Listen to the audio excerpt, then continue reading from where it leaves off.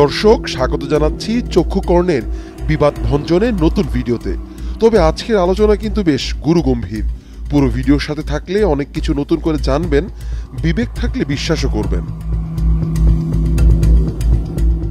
2024 সালে ছাত্র জনতার গণ অভ্যুত্থান হলো। এরপরেই স্বৈরাচার হাসিনার ক্ষমতায় এই সোনার দেশটিকে যারা উইয়ে টিভির মতো বানিয়েছিল তাদের বিরুদ্ধে আওয়াজ তোলা হলো।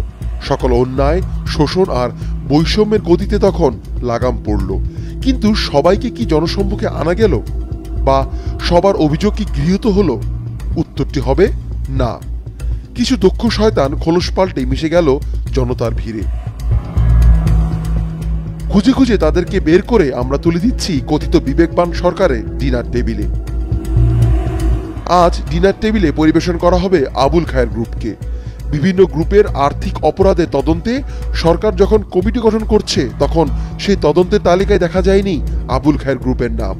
কেন যায়নি সেই উত্তর দেবেন সরকার। আর কেন তদন্তের তালিকায় গ্রুপটির নাম থাকা উচিত ছিল সেই কারণ দেখাবো আমরা। বাংলাদেশের বয়সের থেকেও বেশি এই ব্যবসায়িক গ্রুপটির বয়স। প্রতিষ্ঠাতা আবুল খায়ের মৃত্যুর পর গ্রুপটির দায়িত্ব নিয়েছেন তার দুই সুপুত্র আবুল কাশেম ও আবুল হাশেম। দৃষ্টির আড়ালে থাকা গ্রুপটির 3 পরিচালককে 2018 সালে বিভিন্ন ব্যাংক থেকে অবৈধভাবে হাজার কোটি টাকা ঋণ নিয়ে আত্মসাৎ, কোটি কোটি টাকা রাজস্ব ফাঁকি, বিদেশে অর্থ পাচার ও সম্পদ ক্রয়ের প্রমাণ পেয়ে জিজ্ঞাসাবাদ করে দুর্নীতি দমন কমিশন। যদিও জিজ্ঞাসাবাদের জন্য 3 দফা ডেকেও পাওয়া যায়নি চেয়ারম্যান আবুল কাশেমকে। আসলে কি যাদের দোষ থাকে না তারাই সম্ভবত চোরের মতো পালিয়ে থাকে। এই প্রতিষ্ঠানের মালিকদ্বয় দখল বাণিজ্যতে সবচেয়ে দুর্ধর্ষ। সীতাকুণ্ডের সোনাইছড়ি ইউনিয়নের দক্ষিণ সোনাইছড়ি এলাকায় আবুল খায়ের স্টিল মিলে লোহার রড তৈরি হয়। তাদের কথিত পরিবেশ বান্ধব স্টিল মিল করতে আবুল খায়ের গ্রুপ পাহাড় কেটেছে, খাল ধ্বংস করেছে এবং একরের পর একর বন উজাড় করে জমি দখল করেছে। সেখানে প্রায় 950 একর জায়গা নিয়ে অবস্থিত আবুল খায়ের স্টিলের 2টি বিশাল ফ্যাক্টরি রয়েছে। পরিবেশ বান্ধব ফ্যাক্টরি করতে তারা প্রায় 600 একর বন উজাড় করেছে। এর চেয়ে হাস্যকর আর কি হতে পারে? এই রাক্ষসে প্রতিষ্ঠানের মালিকদ্বয় কিন্তু দখল বাণিজ্যতেও দেশ সেরা। অস্ত্রের ভয় দেখিয়ে সীতাকুণ্ডের ত্রিপুরা পল্লী 70 পরিবারকে উচ্ছেদ করতে চেয়েছিল আবুল খায়ের গ্রুপ। এমনকি জায়গা না ছাড়লে মেরে ফেলার হুমকিও দিয়েছিলেন তারা। কি বিভৎস!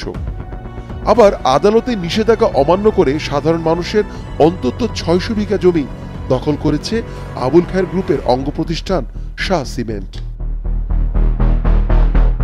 এখন এর পরে কি হয়েছিল সেই প্রশ্ন আমাকে করে লাভ নেই। এরপর খুব স্বাভাবিকভাবেই দুদকের তদন্ত কর্মকর্তাদের পরিবর্তন হয় এবং তদন্তটি হাওয়াই মিঠাইয়ের মতো টাকার গরমে উবে যায়। এদিকে আবুল খায়ের স্টিল লিমিটেড মাত্র 12 কোটি টাকার গ্যাস বিলও জালিয়াতি করেছে। এমনকি এই বকেয়া বিলের তথ্য গোপন করে ঘুষ দিয়ে অবৈধভাবে আরো 3টি গ্যাস সংযোগ নিয়েছে, আবার লোডও দ্বিগুণ করে নিয়েছে। মানে চুরি যখন করব মুঠো ভরে কেন, কোচা ভরে নিব। আবুল খায়ের টোবাকো গত 6 বছরে 35 কোটি টাকার ভ্যাট ফাঁকি দিয়েছে এবং বহাল তবিয়তে কোনো জবাব দিয়ে ছাড়াই ব্যবসা করে যাচ্ছে। এবং অভিযোগ রয়েছে তাদের লো বাজেটের ম্যারিস ও র্যালি সিগারেট দুটিতে সবচেয়ে বেশি পরিমাণ মারণ উপাদান রয়েছে। আসলে গরিব মানুষ মারার এটাই আবুল খায়ের গ্রুপের সবচেয়ে সহজ মাধ্যম।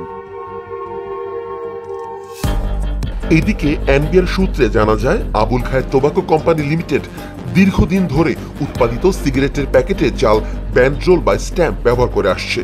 শুল্ক ও ভ্যাট ফাঁকি দেওয়ার উদ্দেশ্যেই এই জালিয়াতি করেছে তারা।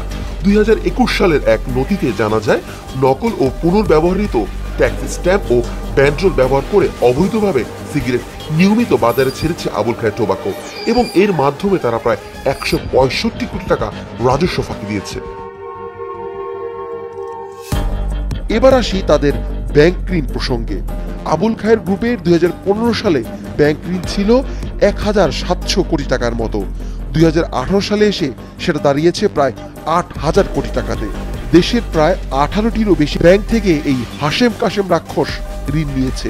বলা বাহুল্য সবই অনাদায়ী। এবার তাহলে ভাবুন 2025 সালে এসে তাদের এই ঋণের পরিমাণ কত হতে পারে। দেশের শীর্ষ 3টি ব্যাংকে রুগ্ন অবস্থায় নিতে আবুল খায়ের গ্রুপের অবদান ছিল বেশ প্রশংসনীয়। ইসলামী ব্যাংকে আবুল খায়ের গ্রুপের ঋণের পরিমাণ প্রায় 966 কোটি 46 লাখ টাকা। ন্যাশনাল ব্যাংক থেকেও নিয়েছে 288 কোটি টাকা। এদিকে 2023 সালের এক প্রতিবেদনে দেখা যায় অগ্রণী ব্যাংকও আবুল খায়ের গ্রুপের কাছে পাবে প্রায় 1050 কোটি টাকা। মনে হয় না কোনো ধরনের প্রশাসনের সাধ্য আছে তাদের জবাবদিহির আওতায় আনা। টাকা উদ্ধার তো কল্পনাই করা যায় না। এবার তাহলে সরকার বা সরকার পরিচালকরা সিদ্ধান্ত নিক আবুল খায়ের গ্রুপের বিরুদ্ধে তদন্ত হওয়া উচিত কি উচিত না। এত কিছুর পরও যদি মনে হয় আবুল খায়ের গ্রুপের আর্থিক অপরাধ অনুসন্ধানের প্রয়োজন নেই, তবে সরকারের উচিত তাদের গঠিত 11টি বিশেষ তদন্ত কমিটির সাথে নিজেদেরকেও বিলুপ্ত ঘোষণা করা।